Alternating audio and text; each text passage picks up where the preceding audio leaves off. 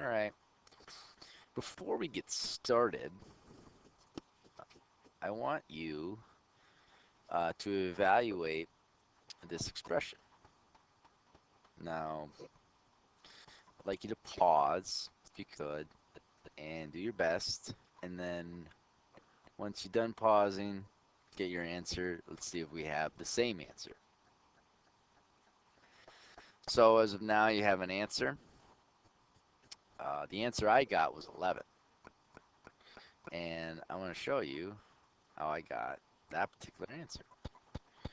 So we have to keep in mind of order of operation. First thing we have to do in order of operation is solve the parentheses first. I see that I have parentheses right here, so that's the first thing I start with. So the first thing I have to solve is 5 minus 5, which is 0. So I'm going to go 5 times 0 plus 5 minus 5 times 0 plus 5 divided by 5. So now that I've gotten rid of the parentheses, now I have to take a look and see if I have any exponents. In this case, I don't have any exponents, so the next thing is multiplication and division. So I got multiplication here, I got multiplication here, and I got division here. So now I get to take those terms and use that operation. So 5 times 0 is going to be 0, and it's going to be plus 5. And then here I got 5 times 0, so it's going to be minus 0 plus 5, and then it's going to be 5 divided by 5, which is going to be plus 1. Now from here, it's just addition and subtraction, so I can just solve that from left to right. So 0 plus 5 is 5. 5 minus 0 is 5. 5 plus 5 is 10, and then 10 plus 1 is, in fact, 11.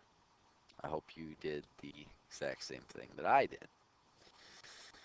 And this is what we're going to get started with, and we're going to talk about being able to apply order of operation. Okay?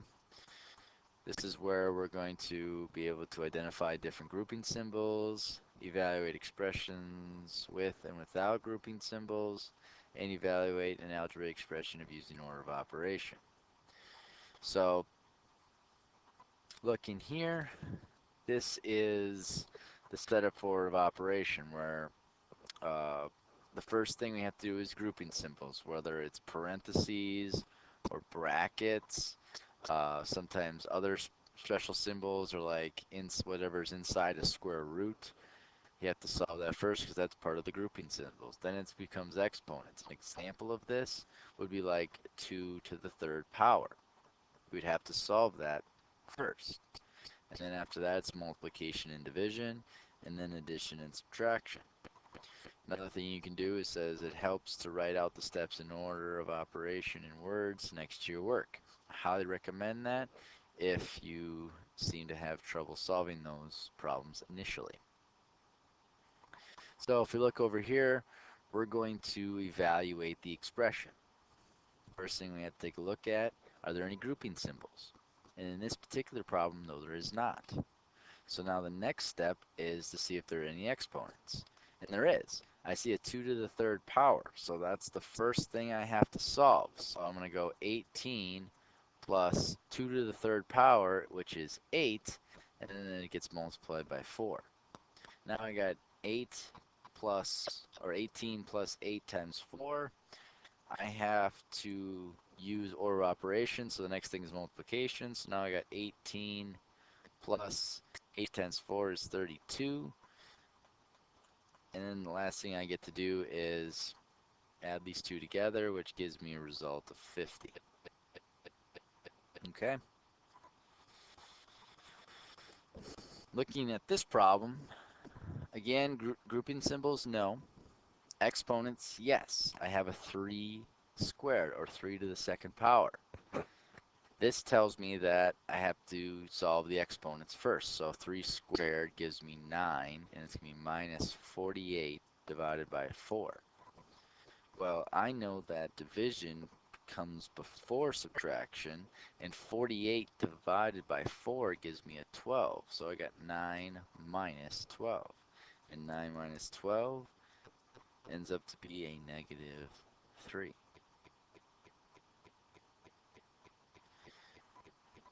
Looking at example C, first thing I have to do is look at, are there any grouping symbols? In fact, there is. The first grouping symbol I see is 5 plus 7. That's in parentheses. So I have to solve that first. So I'm going to go 6 times 5 plus 7, which gives me 12, and it's going to be minus 2, and in parentheses 5 to the second power. Since there's nothing else in that 5, I'm just going to leave the parentheses as is. Now I have to take a look at it and see if there are any exponents. Yes, there is. There's an exponent where it's 5 squared. So now I have to go, I'm just going to rewrite 6 times 12. That's going to be minus 2 times 5 squared, which is 25. Now I have two operations of multiplication. I got 6 times 12, which gives me 72. I'm going to have that minus sign in between there. And then 2 times 25, which gives me 50. And now all I have to do is take 72 and subtract it by 50, and I get a value of 22. Okay? For D, I have a bracket within and then some parentheses. So first thing I had to take a look at was that bracket, but then within that bracket I have other parentheses. So let's take care of these parentheses first. So I'm going to go negative 5. I'm just rewriting the brackets here, and it's going to be 3 minus 2. And from there, it's going to be multiplied by 7 minus 9, and 7 minus 9 is a negative 2. Okay? So now here, multiplication comes before subtraction inside the brackets. So I'm going to go negative 5. In the brackets, it's going to be 3 minus 2 times negative 2, which gives me a negative 4. Well, I'm subtracted by a negative number. That is a cross the line, change the sign type of situation. I'm still in brackets. I'm still in grouping symbols. And I got 3 plus 4 in these grouping symbols. So I have negative 5. And it's going to be multiplied by 3 plus 4, which is 7. And now I just have to finish up with the multiplication. Negative 5 times 7 is a negative 35. The last one here is a bit of a challenge. So I encourage you to try to solve it and see if you come up with the same answer I did. First thing I have to do is identify any grouping symbols. Well, in fact, I do have some. This square root sign right here is in fact a grouping symbol. So I must solve what's inside the square root first. So I'm just going to take 2 times by the square root of, well, I have to do multiplication before I can do that addition, so I can say negative 6 plus 5 times 11, which is 55, plus 6, which is on the outside, and it's divided by 2 squared. Now I can take that 55 and add it to the negative 6, which gives me 49. So I can say 2 square root 49 plus 6 divided by 2 squared. Now the square root of 49, that's 7. So I can say that the numerator is going to be 2 times 7 plus 6 divided by 2 squared. Okay, now that I've got rid of the grouping symbols, now I can pay attention to the exponents. So now I can say 2 times 7 plus 6 divided by 4 squared, so 2 squared, which makes it 4. And now I can finish the rest of the numerator by multiplying 2 times 7, which gives me 14, and it's going to be plus 6, all divided by 4. Last thing I have to do is take 14 plus 6, which gives me 20, and divide that by 4. And my final thing I have to do is take 20 divided by 4, and that gives me 5. All right?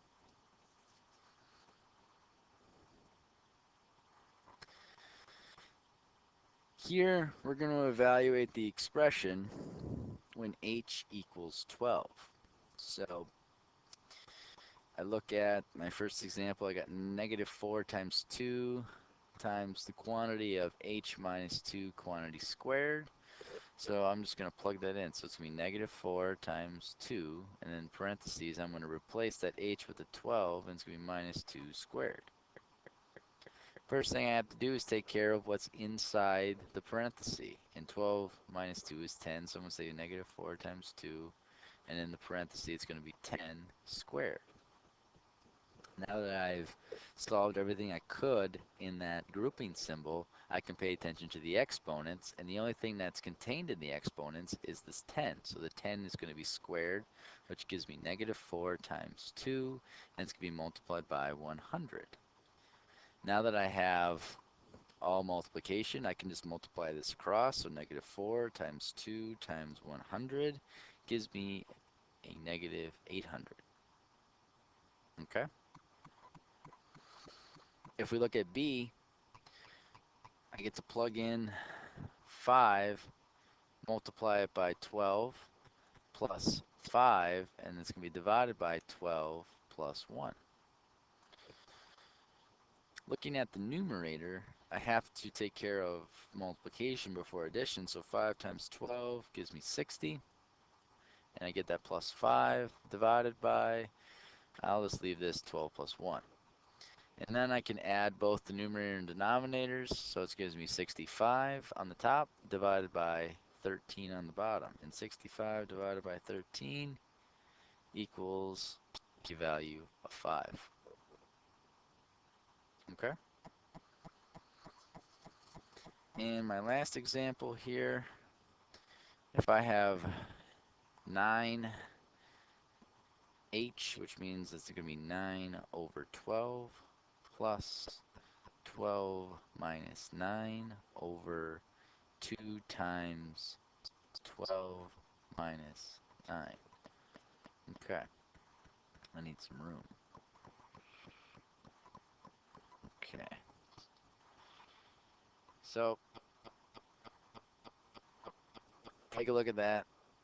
First thing I have to do is take care of this multiplication. So I'm going to say 9 over 12 plus 12 minus 9 over 24 minus 9. And I'm going to take care of the subtraction in both the numerator and the denominator. So I got 9 over 12 plus, so 12 minus 9 gives me 3. And 24 minus 9 gives me 15. And this makes it a improper fraction. I know that both of them go into 180 if I multiplied 12 and 15 together, so I just go something like this. So I multiplied, if I take 180 and divide it by 12, I get 15. 15 times 9 is 135. And if I take 180 and divide it by 15, I get 12. 12 times 3 is 36.